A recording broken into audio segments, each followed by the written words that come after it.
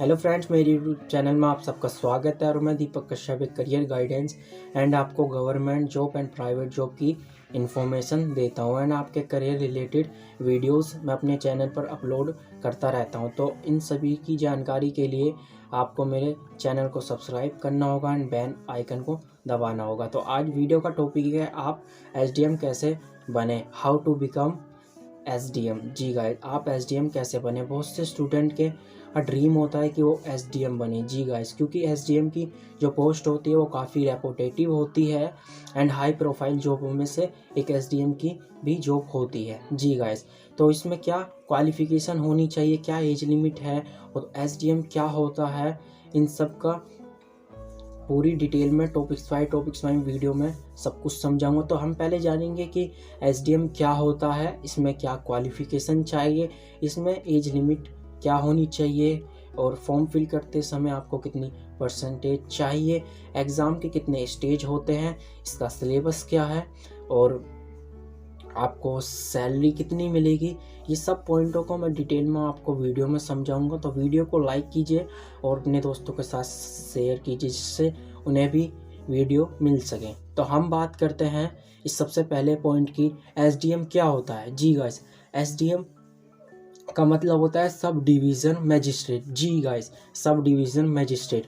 अब बात करते हैं आपकी क्वालिफ़िकेशन क्या होनी चाहिए। जी गाइस, अगर आप फॉर्म फिल कर रहे हो तो उससे पहले आपकी क्वालिफ़िकेशन होनी चाहिए। जी गाइस, तो आपने किसी भी रिकॉग्नाइज्ड यूनिवर्सिटी से अगर आप ग्रेजुएट हो, जी गाइस, अगर आप ग्रेजुएट हो तो आप क्वालिफाइड हो, आप फॉर्म फिल कर सकते हो। चाहे आपने BA BCom BSc या BCA, आपने इन सब में से कोई भी डिग्री अगर आपके पास है तो आप क्वालिफाइड हो और आप फॉर्म फिल कर सकते हैं। तो अब हम बात करते हैं कि आपको कितनी परसेंटेज चाहिए है फॉर्म फिल करने के लिए। बहुत इसमें डाउट रहता है बहुत से स्टूडेंटों के मन में, वो सोचते हैं कि हमारी परसेंटेज कम है, हमारी ग्रेजुएशन की परसेंटेज कम है तो हम फॉर्म फिल नहीं कर सकते।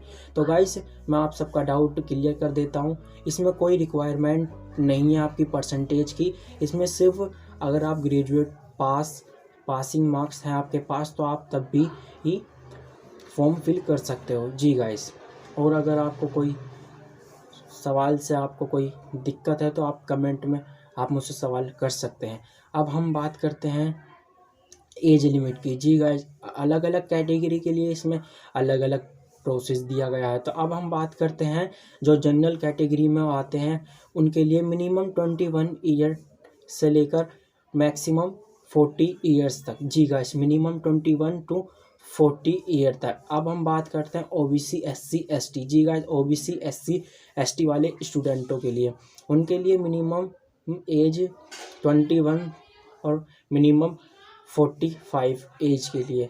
अब हम बात करते हैं PWD वाले स्टूडेंटों के लिए, उनके लिए जो एज है उनके लिए 21 टू 55 उनके लिए एज है। जी गाइस, उनके लिए 21 से 55 साल के बीच वो ट्राई कर सकते हैं।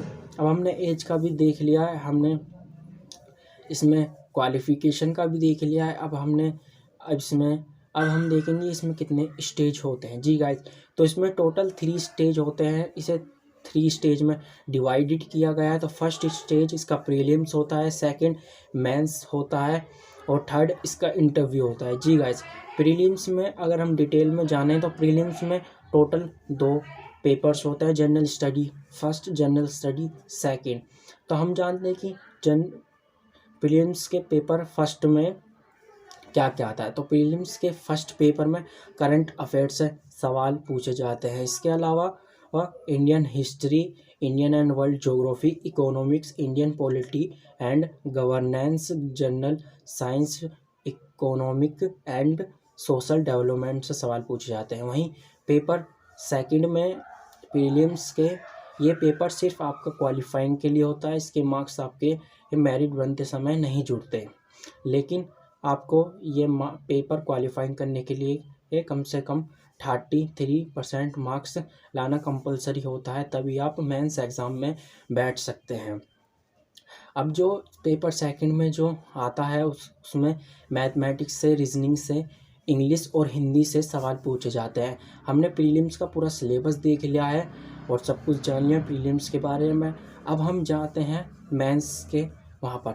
मेंस में क्या सिलेबस है, मेंस में कितने पेपर होते हैं, ये सब मैं डिटेल में आपको बताऊंगा। तो मेंस में टोटल 8 पेपर होते हैं जी गाइस, मेंस में टोटल 8 पेपर होता है और सभी पेपर के लिए 3-3 घंटे का समय दिया जाता है जी गाइस, 3-3 घंटे का समय दिया जाता है। जिन 8 एग्ज़ाम में पेपर होते हैं वो हैं general Hindi, essay, general study, first general study, second general study, third general study, fourth optional subject paper, first optional subject paper second. जी गाइस, ये 8 टॉपिक्स है या आप ये कह सकते हैं कि ये 8 सब्जेक्ट हैं जो आपके मेंस पेपर में आते हैं। जी गाइस, ये 8 पेपर हैं और इस मेंस का पूरा डिटेल में सिलेबस मैं अपने डिस्क्रिप्शन में डाल दूंगा नीचे, जो आप वीडियो को पॉज करके या डाउनलोड करके डिस्क्रिप्शन में देख सकते हैं। इसका पूरा डिटेल में मैं सिलेबस दूंगा, आप देख सकते हैं डिस्क्रिप्शन में। अब बात करते हैं हम थर्ड स्टेज की। जी गाइस, थर्ड स्टेज जो होता है वो होता है इंटरव्यू। इंटरव्यू में आपसे जो एग्ज़ामिनर होता है वो काफ़ी आपसे डीपली पूछना चाहता है और डीपली पूछता है क्वेश्चन। कभी कभी आपके डिस्ट्रिक्ट से, जहाँ भी जिस स्टेट में आप रहते हो उसके डिस्ट्रिक्ट से रिलेटेड, उसके अकॉर्डिंग आपसे क्वेश्चन पूछ लेता है या आपके सब्जेक्ट से रिलेटेड क्वेश्चन पूछ लेता है। कहने का मतलब ये है कि आपको एग्ज़ामिनर को ये विश्वास दिलाना होता है कि आप इसी पोस्ट के लिए उपयुक्त हैं। जी गाइस, आप ही इस पोस्ट के लिए उपयुक्त हैं। तो काफ़ी डीपली वो क्वेश्चन करता है जिससे कि आप फंस सके, पर आपको बिल्कुल भी फंसना नहीं है। आपको पेशेंस रखना है, आपको धैर्यपूर्वक सभी सवालों के जवाब देना है। तो गाइस, हमने मेंस भी देख लिया, अब इंटरव्यू भी देख लिया, हमने ये भी देख लिया कि इसका क्या एग्ज़ाम पैटर्न है और हमने ये भी देख लिया क्या इस सिलेबस है। अब हम जाते हैं इसकी सैलरी पे। जी गाइस, एसडीएम को सैलरी कितनी मिलती है? वैसे तो हर स्टेट के एसडीएम को अलग अलग सैलरी मिलती है एंड मैं बेसिक सैलरी बता देता हूँ फिर भी। तो बेसिक जो सैलरी होती है वो 56,100 रुपये होते हैं। जी गाइस, 56,100 रुपये होती है। अगर आप एसडीएम बनते हो तो आपको स्टार्टिंग में 56,100 रुपये आपको सैलरी दी जाती है, जो वो इंक्रीज़ होते होते वो 1,32,000 तक इंक्रीज़ एंड ग्रो होती रहती है। तो गाइस, ऐसी ही इन्फॉर्मेशन के लिए मेरे चैनल को सब्सक्राइब कीजिए एंड दोस्तों के साथ शेयर कीजिए एंड बेल आइकन प्रेस कीजिए। Thank you.